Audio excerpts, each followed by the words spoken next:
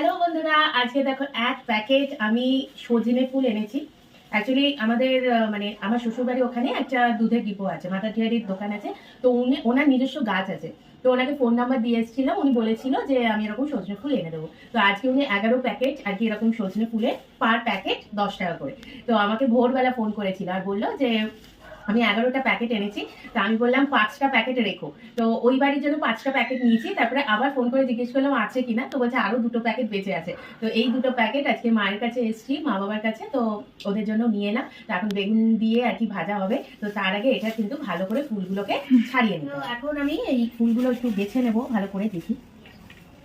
সজনে ফুল একেবারে সোনার মতো দাম যাকে বলে, মানে এত দাম সজনে ফুলের। আর এই সজনে ফুল খাওয়া কিন্তু খুব ভালো শরীরের জন্য।